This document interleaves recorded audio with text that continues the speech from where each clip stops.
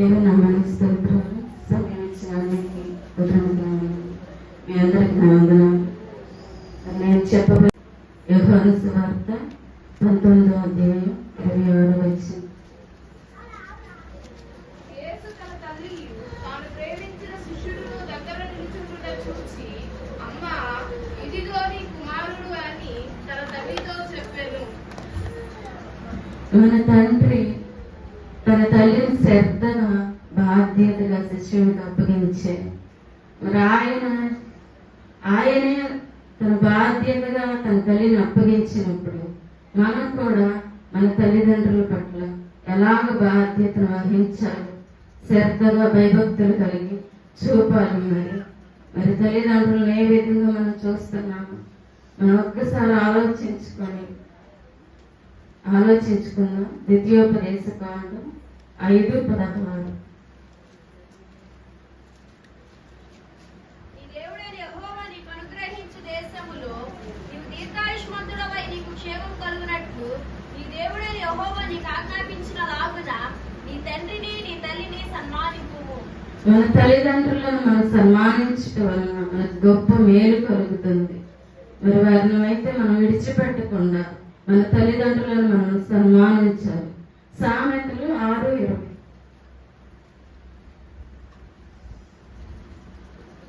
నా కుమారుడా, నీ తండ్రి ఆజ్ఞను కైకొనుము, నీ తల్లి ఉపదేశమును త్రోసివేయకుము. తల్లి ఉపదేశమును త్రోసివేయదని చెప్పినప్పుడు ఇదిగో మన సేవకులు కూడా మనకి తండ్రిగా తల్లిగా ఉన్నాడు. ఎన్నో మాటలు ఆదరించే మాటలు, మరి మేలైనను చెడైనవి అవి ఏ మాటలు చెప్పినా మనం ఆస్వాదించినప్పుడు మనం స్వీకరించుకున్నప్పుడు అది మనకు మేలుకరముగా దీవెనకరముగా మన కుటుంబాలకు ఆశీర్వాదంగా ఉంటుంది. సామెతలు 20:20. తన తండ్రినైనను తల్లినైనను దూషించు వాని దీపము ఆరు చీకటిలో ఆరిపోవును. ఆ రీతిగా మనం ఉండకుండా తల్లిదండ్రులను ఎప్పుడు ప్రేమించే వారిగా, వారిని ఆనందపరిచే వారిగా, వారిని సంతోషపరిచే వారిగా మనం ఉందాం. యెషయా గ్రంథం 30.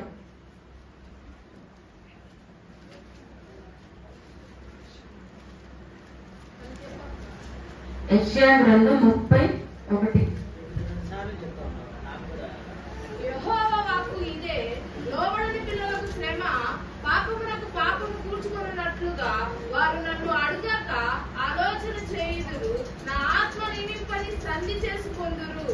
తల్లిదండ్రులు బిడ్డల పట్ల ఎట్టి బాధ్యతలు కలిగి ఉండాలో, మరి దేవుని ఎలా పెంచాలో మరి ఎఫెసీ గ్రంథం 4:6.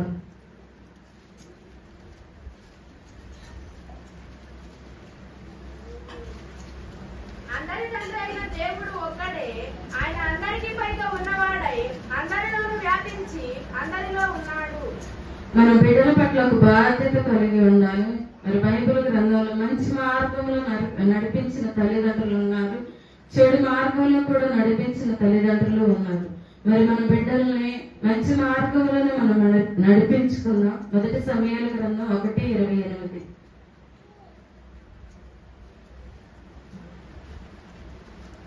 కాబట్టి నేను ఆ బిడ్డను యెహోవాకు ప్రతిష్ఠించుచున్నాను, తాను బ్రతుకు దినములన్నిటను వాడు యెహోవాకు ప్రతిష్ఠితుడని చెప్పాను.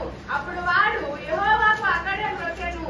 హన్నా దేవుని సన్నిధిలో తన బిడ్డని ఏ రీతిగా సమర్పించుకొని ఉన్నదో, ఏ రీతిగా తన సన్నిధిలో బిడ్డను పెంచిందో ఆ రీతిగా మన బిడ్డల్ని మన సన్నిధిలో పెంచుకున్నా. ఆ రీతిగా ఎస్తేరు కూడా ఈ దేవుని సన్నిధిలో ఏ రీతిగా పెరిగినప్పుడు చండుడైన హేగే వశములు పెరిగినప్పుడు తన 27 సంస్థానాలకు అధిపతి అయింది. 127 సంస్థానాలకు. మరి అలాగే మన బిడ్డల్ని ఆ రీతిగా దేవుని సన్నిధిలో పెంచుకున్నాం. మరి అలాగే వాక్యముతోను భయభక్తులు కలిగి తల్లిదండ్రుల పట్ల ఏ రీతిగా ఉండాలో, బిడ్డలు ఏ రీతిగా పెంచుకోవాలో అటు జ్ఞానం కలిగి దేవుని సన్నిధిలో ఉండాలని కోరుకుంటున్నాను. 2వ దినవృత్తాంతముల గ్రంథం 34:1. యోషియా ఏలనారంభించినప్పుడు 8 ఏళ్ల వాడై యెరూషలేములో 31 సంవత్సరము ఏలెను. అతడు యెహోవా దృష్టికి నీతిని అనుసరించుచు కుడికైనను ఎడమకైనను తొలగకుండా తన పితరుడైన దావీదు